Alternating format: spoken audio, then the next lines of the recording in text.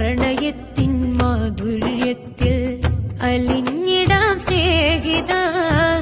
പ്രഭാതമായി വന്ന റസൂലിൻ പവിത്രമാം മൗലിദ. ചെമ്പകപ്പൂമണമുള്ളൊരു നബീന മുഹമ്മദ. ചമ്രഗാനത്തിലെ ഇഷ്കിൻ ബഗർനൂറുൽ ഹുദാ. സുറൂറിന്റെ ആരാമത്തിൽ സുഖം നുണയുമ്പോഴും സുബ്ഹാന റബ്ബി ഗസ്സ മനസ്സിലുണ്ടെപ്പോഴും.